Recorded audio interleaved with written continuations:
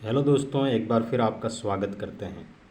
आज हम अपना रिव्यू करेंगे फैमिली लॉ के ऊपर। एआईबी एग्ज़ाम में फैमिली लॉ का जो सब्जेक्ट है उसमें से 8 नंबर का क्वेश्चन आता है दोस्तों।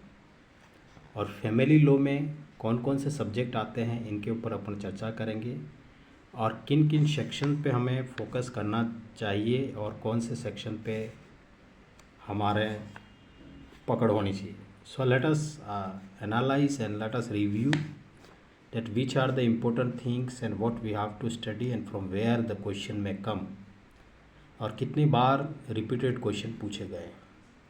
दोस्तों, फैमिली लॉ में क्वेश्चन जो बनते हैं एक हिंदू लॉ से आएंगे, मुस्लिम लॉ से आएंगे और एक क्वेश्चन क्रिश्चियन लॉ से भी आ सकता है।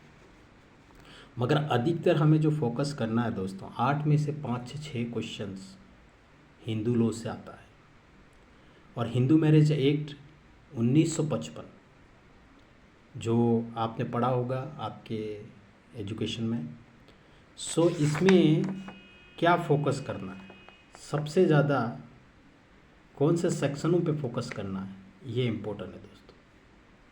सो हिंदू मैरिज एक्ट 1955 पे आपको पकड़ तो बनानी पड़ेगी, मगर सबसे पहले आपको ये जो कौन कौन से रिसोर्सेज है, दाया बाग और मितासरा, इनको एक बार आप पढ़ लेना।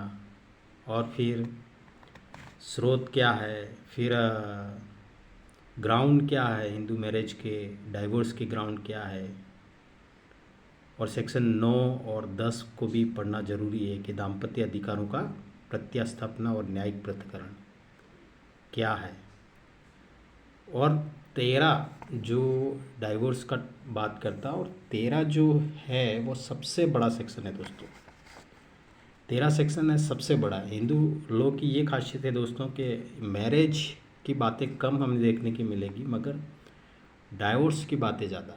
तो इसको भी एक बार आप पढ़ लेना, फिर मेंटेनेंस के ऊपर आप फोकस कर लेना, एक दो बार नज़र घुमा लेना। अगर आपके पास बैरेक्ट है दोस्तों, तो बैरेक्ट के ऊपर आपकी पकड़ होनी चाहिए।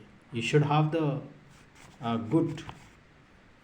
गुड पकड़, या फिर क्या बोलेंगे, अच्छी तरह आप उसको अच्छी तरह पढ़ें बैरेक्ट को, जिससे कि आपको आसानी से समझ में आ जाए इंडेक्स।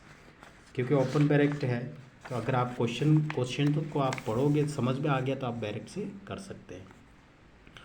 मुस्लिम लॉ की अगर बात करें अपन, तो मुस्लिम लॉ के कुछ शब्द जो है दोस्तों, इद्दत क्या होती है, या फिर मेहर क्या होता है, तलाक क्या होता है, कोई केस लो भी आ जाए, तो जो जो फेमस है उसके ऊपर फोकस कर लेने का, जिससे कि हिंदू मैरिज से अगर फैमिली लॉ से कोई भी क्वेश्चन आए तो आसानी से आप कर सकते हैं दोस्तों।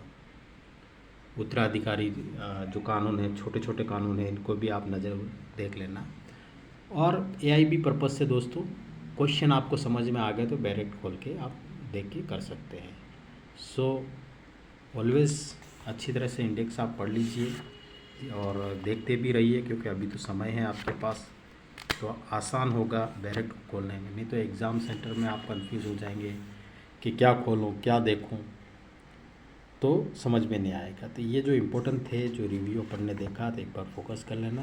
काफ़ी बार इस यहाँ से रिपीट पूछा गया है। हाँ, जैसे कि आप 5 साल के क्वेश्चन पेपर देख लीजिए, तो हमें पता चलता है कि यहाँ से क्वेश्चन बनता ही है। जब यहाँ से क्वेश्चन बनता है तो एक बात तो तय हो गया कि क्वेश्चन यहाँ से पूछेंगे। सो ध्यान दीजिए, और हमारी उम्मीद है कि आप इसको क्वालिफाई कर लेंगे। No need to worry. दोस्तों, ये शॉर्ट रिव्यू कैसा लगा? अगर अच्छा लगा है तो चैनल को सब्सक्राइब, लाइक और अपने दोस्तों में शेयर जरूर करिएगा। थैंक यू, और मिलते हैं इसी प्रकार एक और नए टॉपिक के साथ। तब तक के लिए आप अपना और अपने परिवार का ख्याल रखें। All the best.